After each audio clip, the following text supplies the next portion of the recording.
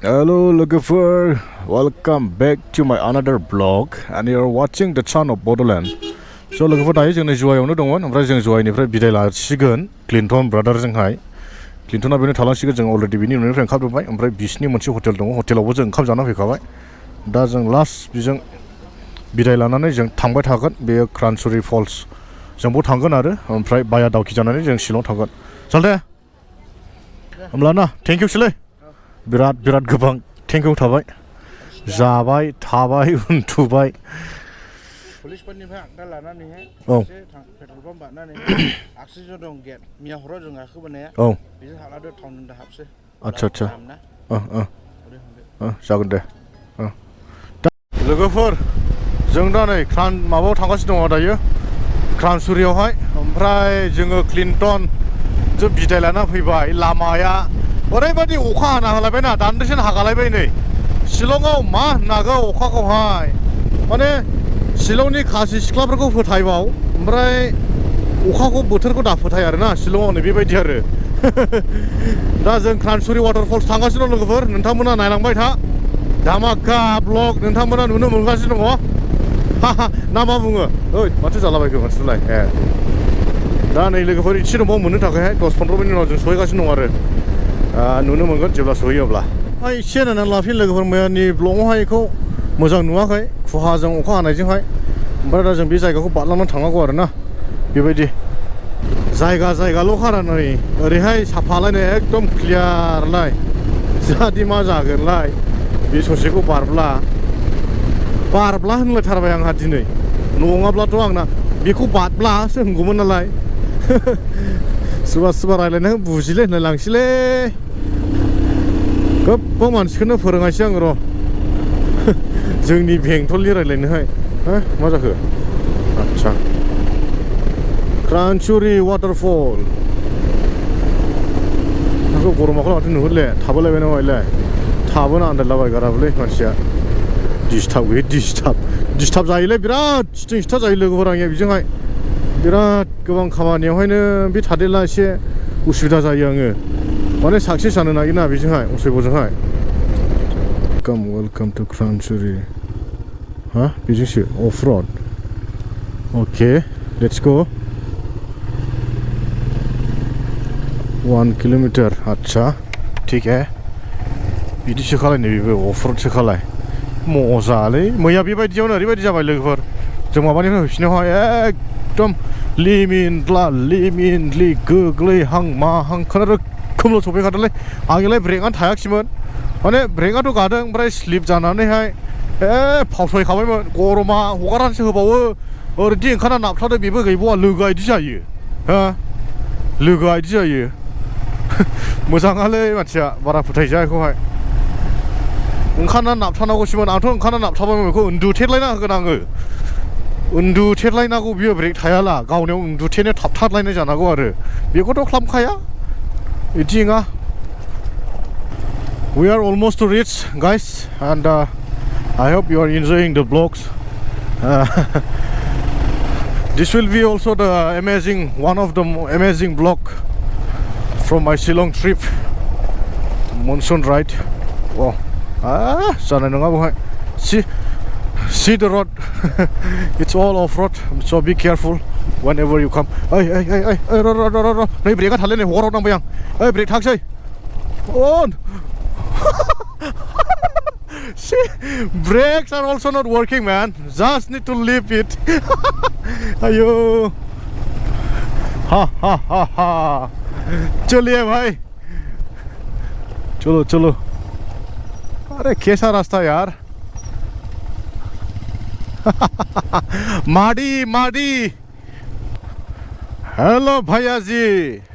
हिंदी मालूम, इंग्लिश मालूम? होटल कहाँ है? हाँ, बात तो बात है। कितना? एक का कितना? 30 60 30 plus 30 60. ओके, दे रहा हूँ। खाना मिलाइगोन। एक बाइक 2 बाइक 2 दुकान 2 दुकान है ठीक है खा लेंगे उधर ही ये लो भैया 10 रुपया ना 70 दिया मैं ठीक है हाँ फिर बात तो बात है भैया हाँ लोगोफोर जों दायो सफैबाय ओमफ्राय पार्किं खालामबाय बेहाय बाइकखौहाय दा जों थाबायलांगोन नै बिथिंहाय लामाया नोंथांमोननोबा दसे उनाव देखायगासिनो दङ बाजानो लुबैलायबाय माथो बानांगौसो नोंखौ खिनो ओंखारहां मोनदोंलै ओंखामा लुनो जासोबायो साला मालायनाव मोनजाला थांगासिनो दं लरफय मोनोलै दिगायाव ओंखारला दाग्लयनो गरम दाग्लयल' मोखैदियावहाय ओंखारनांगौला हा सिमेग्राजों एरा बिदर दाउ बिदरनि मोदोमा हाबनानै थाबाय गोलावनो खर'जों एख' जागोन मा जेननाय लानोसै नामा गरम हा माखौ जेननाय लानो थांनो हाले बहाय लुगैनाय हाले आङो थाङालानो साक्सेस जालेब्रा साक्सेसा जाखाया पेरासुटखौ गारबोखांबायना नङाला खेबसे फिसौनो थाङाबा नों लाबोयैया मोजां जादों माबा जाबायबा बे लिक जाबाय फाम्मा नोंथां गारबोदों आरो बारा रिक्स लानो हाया नों थाल गैयामोन ना बेनो नै जोबोद थांगासिनो दङ ओरै गाहायथ' थांगोन आरो ओमफ्राय दुगैना फैनायसै ना मा होनो बैयाव थाबायदों ना हनै सिख्लाफोर बिदिनो थाबायफानो मोनगौमोन आरो जों हाला ना मा होनोबा नंगौ वाव नंगौबा होनखायो बे आखाइ हमै लाबोफानायाव गैया आराबो फैखाला जोंना दा आखाइ हमै दामो सानै फैयै सफैबायनो जों दायो लास्ट टिकेट काउन्टार बेहाय टिकेट लानानै हाबहैनाय जासिगोन बेनो नै गेटआ ओमफ्राय माथो बेवहाय सिख्ला नायगौलायबायनो साला फैगौ दा नोंनिजों थांगौ खिन्थु नै नोंनिजों थांबाय दा फैदो खुसिबाव So friends, finally we are here in Shuri waterfall. दा बे फैथारबाय लोगोफोरनि जों दङ दायो Shuri waterfall. बे जायगाया ओरैबायदि मोजां माने बिराद मानसिफ्रा बेहाय फैयो आरोना मोजां मोनो बे जायगायावहाय फट' लायो सोरबा बिदिनो ब्लगारफोर फैयो ओमफ्राय बिनि ओरै अपोजिट साइडथिं ओरैबायदि दंबावोसो बेवहाय बटिं सिस्टेम दङ ओमफ्राय सुइमिं दंजोबो आरो लाइफ जेकेट लानानै बे माबानो हागोन दा दसे उनावहाय जों बेहाय थांफिनगासिनो दङ आरोना बेखौ दसे नायना ला दसे माने एसे नायना ला बेथिं थाङो दैया ओमफ्राय ओरैबायदि गोथां दैया ओरैबायदि समायना नुयो नैबे गोजौनिफ्राय फैयो आरो बे दैया हो स' लोगोफोर and now let's go to the opposite side and let's have a look so guys this is the boating side and बेहाय दुगैनोबो हायो आरो so for that we have to take a life jacket also because safety first as we know दा बेहाय दुगैगासिनो दङ नै जों दुगैलाय बेहाय ओरैनो बेरायनानैल' थांगोन आरो जास्ट नोंसिनो देखायनो नै बेखौ बारलांनानै थांगोन बिथिंहाय र'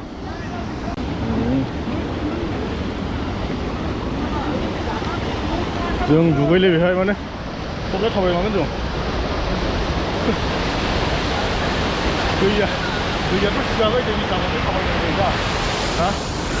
ओरैबो ओरै दुगैगासिनो नैबो बटिंआवबो जादों बेहाय बटिंबो दङ बेसेबां थाङो मिथिया जायखिया जा एसिम थांना फैनो र' ना Guys, you are watching the Shillong vlog and we are heading to Shillong now from the place called Krang Shuri waterfall. So लोगोफोर दायो नै जों शिलं थांफिनगासिनो दङ Krang Shuri waterfallनिफ्रायहाय जों ओरैबायदि लामाजों थांगोन जायखौ बुङो Dawki one of the most famous place in Meghalaya दा बे Dawki roadजों थांगोन जोङो though the roads are not so good still as we love the off-road as usual जों अफ-र'ड बे माबाजों थांगोन आरो Dawki roadजोंहाय ओमफ्राय नायलांबाय दा लोगोफोर दिनै जों हरथाम जाबाय ओमफ्राय दाबो सानाखै थांफिननांगौना थांफिननाङा बिदियावनो दङ जेबो सियर गैया दाबो ओंखारबाय दे थांफिननोसो बायो दा हटेल सहैनानै मोनसे फन खालामनांगौ ओमफ्राय जुदि बे फना एसे नेगेटिभ फैयोब्ला रेसपन्सा होमब्ला सहैनाय नङा गाबोनबो ओरै लामाया फ्रि नङा दे लोगोफोर एकदम ओरैबायदि ट्राक गोजा जाखायो नै ट्राफिकआ एरायजालायनो नागिरना ओंखायनो एसे थाल लानानैहाय गावबा गाव साइडजों सालायबो बे गासिन बांलादेशआव सौजोबगोननि बांलादेश बै नाया बस्ति बे गोदोथ' नङा लास्ट जानुवारियाव थांदोंमोन नालाय जों बेहाय नाया बस्ति जेरावनाखि बर' गामि दं जोंनि नैबे जायगायाव सहैजोबो आरो बियो एफा गिदिर नै मारै जामु बेफोरखौहाय ट्राकआवहाय दा बे गासिबो बेहाय सहैजोबगोन आरो ओमफ्राय बिनि थाखायनो बे दावखि रडना एकदम माबा जायो मा होनो बे गुसेब ट्राफिक जायो आरो ट्राकल' खारनो बेजों बांसिन बै मोनसे लामाथिं दङ बेजोंहायब्ला हले गासै गारिया थांजोबो आरो ट्राकआ खम जायो लावै लावसैनो बेसे गोलाव दाबो जोबालै खय किल'मिटार जाबोखो किल'मिटारजोंसो खोथासै गंसे गंनैजों हिसाब गैला बे मोजां जानाय नंला लोगोफोर बेनिबो थांजालायनि बोरायनिबो ओमफ्राय बैबो दावखोनो हाले नैबेबो बारलांले नाम थाबाय गोबावैनो जाबाय ओइस थाबथामोरा होद दुद्रुदे जानोसै गेलेलांबायलां खुनुरोखोम बावनो हाबा र' आदा र' लोगोलै जोंनि र' बाहोगोन र' ए उनावनि गारिया बे गैलिमोन नै आरबा जाबाय नै लामायानो ओरैबायदि फिसाखा ओमफ्राय बयबो सिगांनो नागिरनो ना बेयावनो प्रब्लेम जायो नै ओरै नाख्रुबगासिनो दङ मावो ओरै अभारटेक खालामनो ओमफ्राय मोजां जायो बियो जाया बिदि जाया मिलायलायनांगौ बिदि लामायाव लोगोफोर ओमफ्राय मोनसे खोथा नै लामा नुवाब्ला ओरैहाय नुखानाय नङाब्ला GPS खौ बांद्राय आसा खालामना दाफै दै गला ओरै गिदिङो थोनलाय ओरै थिंगासिनो दं GPSआ मोनसेबो खोथा लायाखै आं गुगोलनि दिनैहाय बन्द'सो खालामनो नायसै आं जोंहाय हाखाले आङो एकदम आगदाजों गिदिङो थोनलाय आगसिजों गिदिङो थोनलाय 100 मिटार थांबाव होनना बुङो ओरै गिदिंफिनदो होनना बुंगासिनो दं ओरैबादि गिलु बालु ट्राक गिदिर खानो लोगोफोर बे दावखि रडनावहाय बांद्राय एक्सपिरियेन्स गैला फैलाबायजालै खोनाबाय दा ओइ दावखि 3 किल'मिटार दंबाव मोनबाय जोङो नै बेयावनोसै दावखिया 3 किल'मिटार अके सफैबायानो नै लोगोफोर आं दहाय बुंदोंमोन दा गुगोलखौ दाफुथाय होननानैहाय गुगोल आंनि मा देखायदों नै 1 घन्टा 19 मिनिट मालायनो 41 किल'मिटार दंबावो नै लामाखौ मिथिला बेहाय गुगोलखौ आसा खालामनानै दाफैखा एकदम फाल्थु बे बेबो थगायोलै बिराद थगायो बेखौ सासे मानसिमोनब्ला बबेबा गामि समाजफोरनि मिथिं खालामनानै बुजागौ बे गुगोल बाबायाबो दा सफैबाय लोगोफोरजों नै 3 किल'मिटार गोजानाव दङ दा बे सफैनानैसो लोगो जाफिनगोन रायो आंजोंहाय र' लामा मोजांखौ देखायफिनसिगोन बियो ओरैबायदि फाल्थु गुगोलाबो मजा लग रहा है अरे बचपन का दोस्त मिला है आज मेरा बचपन का दोस्त है हाँ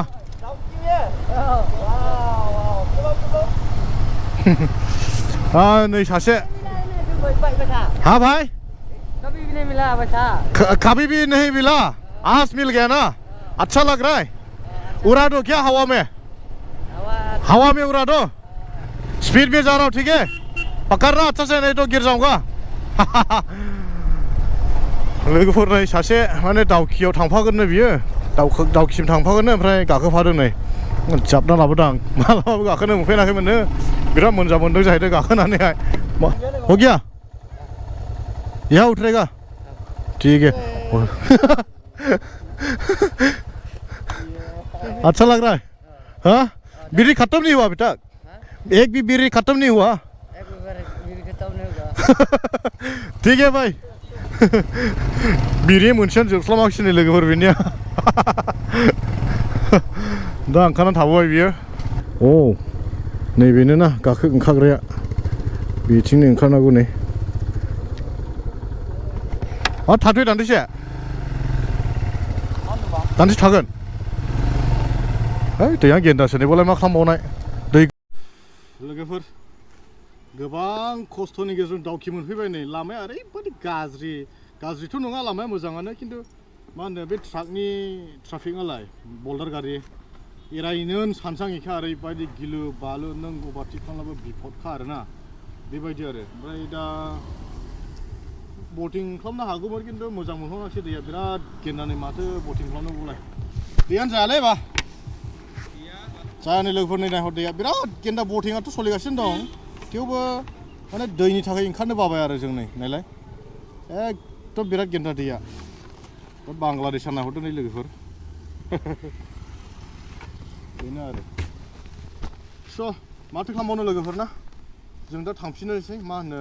जों शिलं डाइरेक्ट थांसिगोन दायो लामाथ' ओरै गाज्रिखा अफर मोनबाय बेजोंनो जों शिलं डाइरेक्ट थांगोन नायनि र' बेसेबां जों सहैयो 2-2.5 घन्टाफोर नांनो हागौ जायखिया जा मोजां मोनबाय दावखि फैनानैहाय बेनो दावखिया ओरैबायदि साफा जायो दैया बेवहाय मा होनो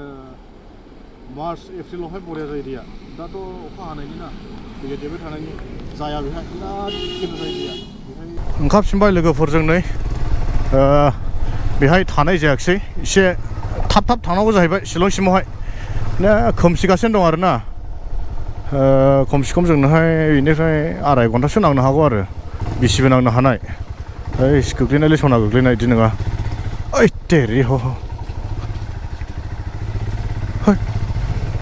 ऐसा जायगा दायो जों सासे मानसि आरोना जोंबो सिनाया माने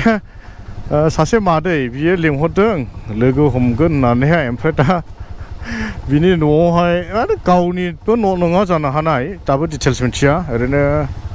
फन हरदों आरो ओमफ्राय ओंखामफोरा बिनि मादैनावनो जानो हागौ नामा जायोब्ला नोंथांमोना नुनो मोनखागोन जायखिया जों शिलं सहैब्ला जाजोबगोन आरो गासिबो डिटेल्स नोंथांमोना नुजोबगोन दा थांबाय थानि लोगोफोर हो दायो नै जों मोनसे लामाथिं फैबाय जेरै फैदोंमोन जों बेजों थांफिना जास्ट जों माने एसे राउन्ड सार्कोल होनानै थांनायसै होनदोंमोन नालाय बे हिसाबैहाय आयौ लामाया गाबथावथावलै दावखि रड नै बे ब्रिजनि मोजां नुहोनो नावनिफ्राय लाब्ला बिराद मोजां फट' फैयो लोगोफोर बेनो नै ब्रिजआ बे गाहायावहाय नाव गाखोगासिनो नाव जावगासिनो दं नैबेनिफ्राय ओरै लाहरनांगौ फट' खालामब्ला बरिया फैयो बे ब्रिजखौ नुयो आरो दा बे ब्रिजजोंनो थांगासिनो दङ जोङो बेनो नै जों दायो बेखौ बारबाय वाव बेनो नै लोगोफोर येस ओरै नाहर नै बेहायनो नाव जावगासिनो दङ ओरै थाङो सिगांथिंबो दैया मोजांब्ला जोंबो दिरिब्लाबो एसे बेरायगौमोन आरो बेहाय नाव गाखोगौमोन खिन्थु दायो दैनि थाखायनो बानाय मोनबाय ओंखायनो जों ओंखारलांगासिनो दङ लोगोफोर लामा गाज्रियानो जोबनो थांलायलायनो दाबो बेसेबा गोलावखाना बेलाय गोगोम गोलावखा जोबनो थाङा आंथ' नोंसोरखौ सोरबाफोर फैयो होनना बुङोब्ला बे सिजनाव दाफैसो होनना बुङो सानबाय मानो होनोब्ला दैयाबो बिराद लेथ्राखा मोजां नङा बे सिगांनि दिनफ्राव जेरैबायदि नुयो नै बेबायदि नङा आरोखि दैया स' as of my today's visit I want to suggest not to come in this season and the weather is very bad it may rain and evening time especially in the evening the time like it's 5:22 now I suggest not to come in such a bad weather and in this rainy season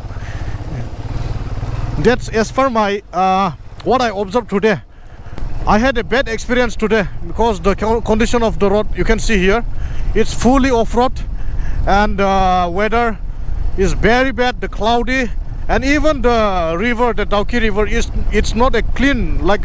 you have seen in the photos or videos in some previous blogs it's very dirty now these days because of this rainy season the river got very dirty so I suggest not to come these days the rest it's up to you if you want to come then it's your choice you can come and if you think this is a good suggestion for you then don't come so no way we have to reach Shillong by within 1.5 hours from now onwards जायगायावहाय एसे मोजांलायनो लोगोफोरबो खुहा गैया जायगा खुहा जायगा लांदां खालि बहुद साफालाय आरोना जों दा 50 मिनिटसो बायदि नांबावगौ जोंनोहाय जों 20 किल'मिटारसो गोजानाव दंबावो आरो ओमफ्राय मोनाद्रायाखौ नै अबसे 7:30 जाबायथ' 7:00 एसे बारहैनो हासिगौ आरो टेनसन होबाय थायोलै बहाय थाबोलायखो जा गोजान दाबो फैया नै इदि ट्राफिकआव महाय थाबथाथाव बिलाय आं आरो अनो नै नेथ'बावनायसो आं फनबो हरनाखै माने जेबो जायाखै ना जानायालाय माबा मोनसे जालाथ' फन हरगौसै बियो दा लाइटनाखौ नुनो नांनाय गंसेबो आंनि उनावहाय आंखौथ' बिदि खालामालै बियो बिदि अना बिदि नेया आं ओमफ्राय नै बिराद नेयो बेखौहाय गोबाव नेहोबायलै आंखौहाय असेबआ साला जेबो जारोङाखै ओंखायनो सफैफिनबाय बियो ओमफ्राय नै बिदि एम्बुलेन्स फैला हगारना हो लामाखौहाय एकदम बिराद गोनांथि बियो ओंखायनो बेबायदि फैदों हा सोरनिबा जिबननि खोथा थाबाय एम्बुलेन्स माने ओंखायनो सब समाय एम्बुलेन्स फैयोब्ला नों हगारहर आरो मा एकदम हगारहरथार नोङो इभेन जायफ्रानाखि कार सालायो नोंथांमोननि उनाव जुदि एम्बुलेन्स सालायोब्ला एम्बुलेन्स बेबायदिनो सिगनेल होना थाङोब्ला हगारहर आरो ना नों जेरैखि जाया साइड खालामनानै हगारहर नोंनि बिदि सालायथेनानैहाय जेनेबा नोंबो बारहोआ माया लामा गैयाब्ला मा होनो सोरनिबा जिउबो खहा जानो हागौ आरो ना ओंखायनो हगारहरथार आरो लोगोफोर finally we are in Police Bazar centre point सफैबाय लोगोफोरनि दायो ओमफ्राय जोंनि बेनिफ्रायहाय फन खालामनांगौ आरो ना सासे मानसिखौहाय बांद्रायसो फैब्रेलाय लांबाय दहन खालामनांगौमोन जाहाथ'फोर जोङो दा नै शिलंआव हटेलाव दंसै दुगै मायै फ्रेस जाबाय आरो ना दासो ओरैबायदि मोजां मोनबाय अखा सिनायजों जाबजों एकदम बोरैबा मोनखाबायमोन आङो सिजोबखाबाय लंपेन्ट गस्ला सिजोबबाय ओमफ्राय आथिङालाय जुथा सिनायनि दा हाबनानै थानाङो आथिङा जुथा सिङावहाय ओमफ्राय दा आं दहाय बुंब्रोदोंमोन ना सासे मादैनि होननानैहाय बे मादैयाखौ आं दाबो डिटेल्स मिन्थिया जों दा थांगोन मादैनावहाय ओमफ्राय मादैजों रायज्लायनानै नोंथांमोननोबो बे मादैया सोर बेखौ दिन्थिगासिनो दङ दा जों लोगोफोरनि हटेलनिफ्राय ओंखारबाय हटेला बेनो नै जोंबो दंमोन ना मा होनो गरम मानसि दा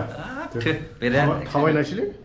माने बाइकआबो दोनबाय जोङो मा होनो हटेलावनो पार्किंआव दोनखाबाय जों थाबायना थांसै वाकिं डिसटेन्स 2-3 मिनिटनि लामा आरो हटेलनिफ्रायहाय स' लोगोफोर होनब्ला दसेनाव लोगो मोनफिनगोन मादैनि न'आव लोगोफोर दहायहायदि मादै होनबाय थादोंमोन ना जों न'आव दंफैसिगोन दा ओमफ्राय मादैनि न'आवनो ओंखाम जानो जिरायबाय जोङो दायो नै दाउ ओरैबायदि स्पेसियेल प्रिपेयार खालामबाय आरोना जोंनि थाखायहाय ओमफ्राय ओरै ब्रादार बेबो मादैनि फिसाला जाहैबाय ओमफ्राय खुसि जादों लेमा लाजियालै माथो रे लाजिया एसे लाजिदों मादैया केमेरा नुजानोहाय बेनो नै हो हेल' मैयासो कन्टेक्ट जाब्रबखादों बोरैबा कन्टेक्ट जाब्रबबाय ओमफ्राय मादैया बेहाय लिंहरबाय आरो दा बिदि ओंखाम मोनजालायगोनथ' सानाखैमोन मा साननानै मादैया ओंखाम जाहोखो लामा बिदि मोनजाबाय थानांगौ हामगौ सानलायलाङो मादै बिदि मोनजाबाय मा मिथिया एफाबां खहाखौ जों बोरै सुफुंना होबावनो हानो गोजौनि नंगौ जायखिया मादैया माबानि हरिसिङानि बेहायनो संसार जानानै दानिल' नुखालाय ना मादै बिराद गोबाव जाबाय ओमफ्राय खबर सबरथ' मादैया गासिबो मोजां दं बायदि मोनबाय आङो बिराद मिनि खुसि थायो मादैया जायखिया जा मादै बिराद गोबां थेंकिउसै जोंनि थाखाय जानाय प्रिपेयार खालामबाय जानायसै लोगोफोर नोंसोर लुबैनाङा दे